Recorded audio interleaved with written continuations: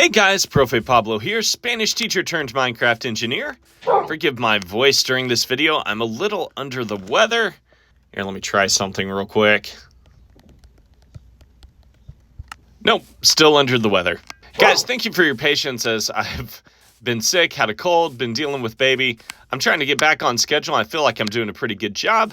But today we are going to do something super important, a video that I haven't updated in a long time, and that is how to find a Nether Fortress.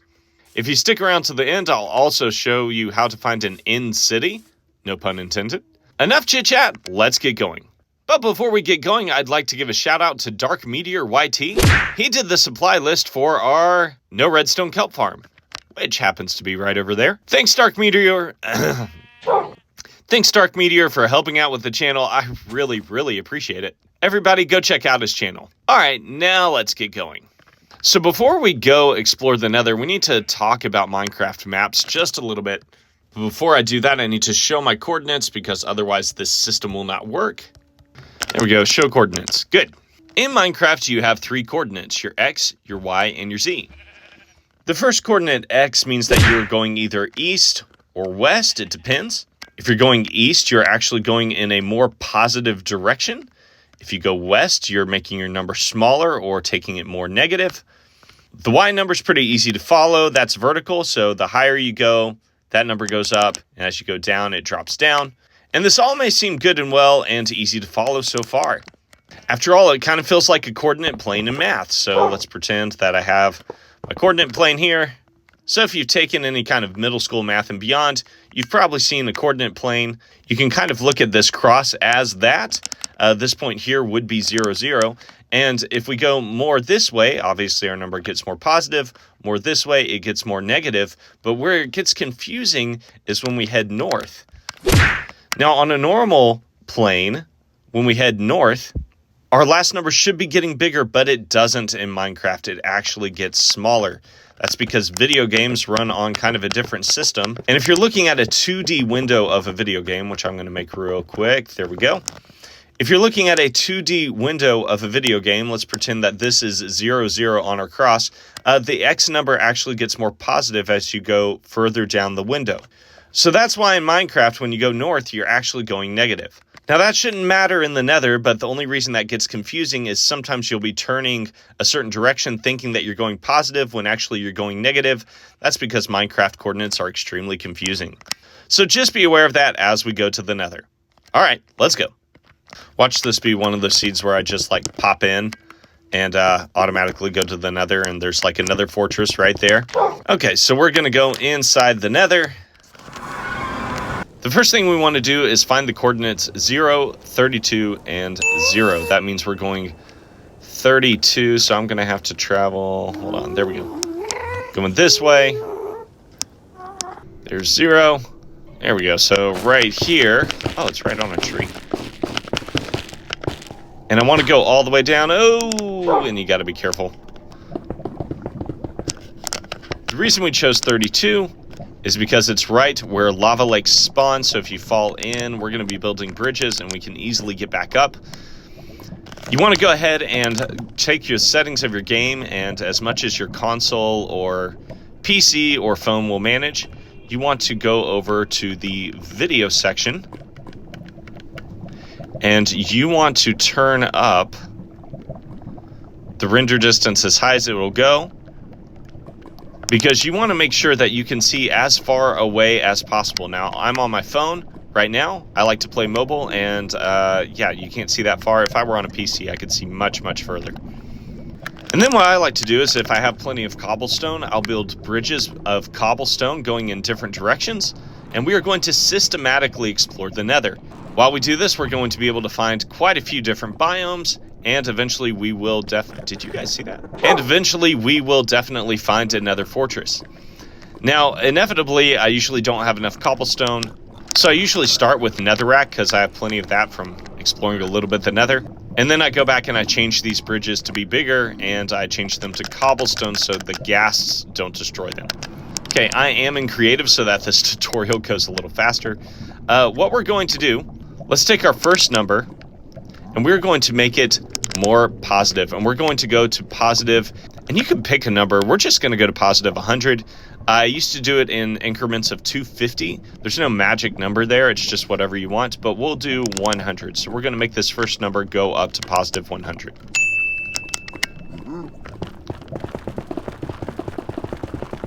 Again, you're going to be building a bridge so that you can get back to the middle whenever you want. And then when you get to a wall, you simply, don't die. You have to be careful of the lava pockets. But you simply dig, staying on that middle coordinate of 32. Okay, and every time you come to an open space, be sure and look around. I don't see anything yet. I'm already on coordinate 100. Now, what I'm going to do, take a right. That's going to take me in a more positive direction. And I'm going to go all the way to coordinate 100 again. Again, every time you get to an open area, you want to come up, kind of look around, see if you missed anything. No, nothing yet. It's pretty safe this way too, because nothing can attack you from behind. If they do, you can just throw down a block and then they can't get to you. The only dangerous part is when you're building over lava lakes. Sometimes the gas knock you off, but as long as you have food with you, you're usually fine to just hop back on your platform. And we made it to 100. So now we're going to take a right again. We're heading back this way. Okay, now I've actually made it back to coordinate 0. So what I like to do is connect back to my original point. And I'm going to head back towards 0, 0 now. Okay, I made it back to my point 0, 0. Now I have a whole quadrant of my first 100 blocks in the Nether explored, and now I get to pick another one. So now we're going to go this way. This is actually more north. Okay, made it to negative 100. We're looking around, I don't see much. Okay, and we're gonna head up this way, explore this quadrant. Okay, made it to 100, turning right. And going to connect this back to the other path. Okay, made it back to my original path, exploring another quadrant of the Nether. I got 2 more quadrants to go. Just come back to my middle and start exploring those. I will see you guys in just a second. I'm going to explore. I'll let you know if anything interesting comes up. Now, we haven't found our Nether Fortress yet, but I will show you this. We have found a warped forest. We found a crimson forest already. So we're already finding all the resources that we need over here in the Nether. You need all these biomes for different reasons, so it's really important to explore the Nether this way. Okay, that was another quadrant. 1 more to go. Now we've actually already explored the 4 quadrants within 100 blocks of our middle 0, 0, and we haven't found anything. And that's okay. That's usually how it goes. And if I'm being honest, guys, I mean, I've done this where I've done it in increments of 250 and found one pretty quickly, or I've been in worlds where I've gone thousands of blocks and haven't found anything. Those are really unlucky worlds, by the way.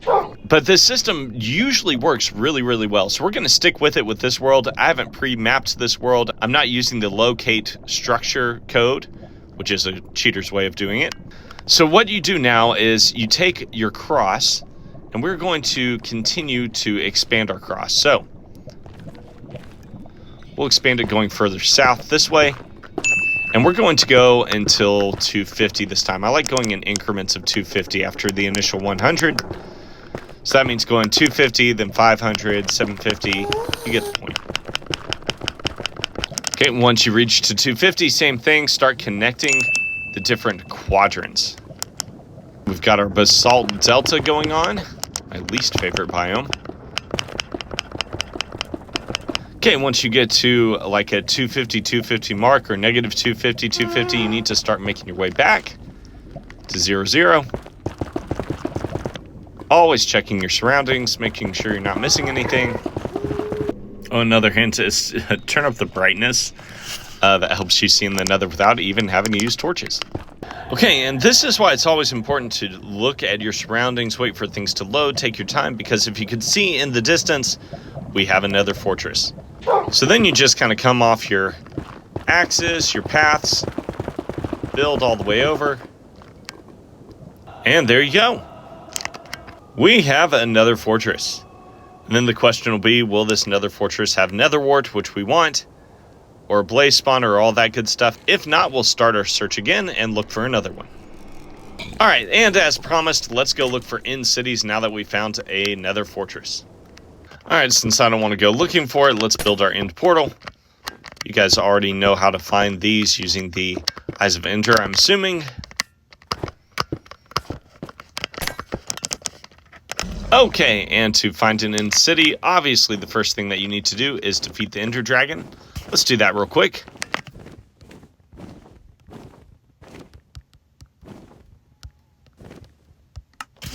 So easy to defeat. Then we go over to our little portal thingy.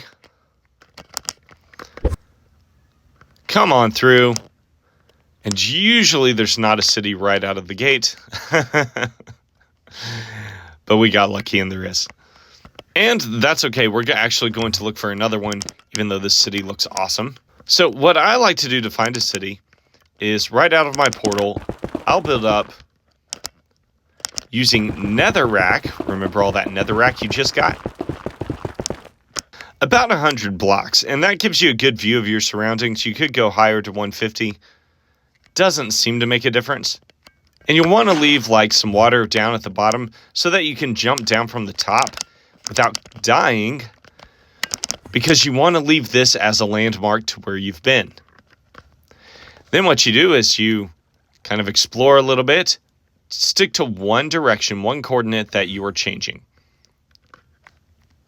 There's plenty of ender pearls, so you throw an ender pearl to the next island. And once you've hopped over to this island, you go ahead and build up your pillar again. I'm going to build up to coordinate 125. Take a look around. Again, we're trying to stay on the relative same direction. Throw a pearl to your next island. And build up again. And you're still looking around. And again, I find this best way is just stay in one direction. And you can put a pillar on every island if you want. You don't have to. As long as you can see your pillar that you've already been on, you're good. Once that's out of sight, you kind of lose direction, so you don't want to lose sight of that pillar. When that one's starting to go out of view, go ahead and build another one. Okay, and after coming so far, we eventually have a city with a ship. And once you have your elytra, you can just look for your towers and follow them all the way back home. Well, I hope you guys enjoyed this tutorial. I'm Profe Pablo, and as always, thanks for watching.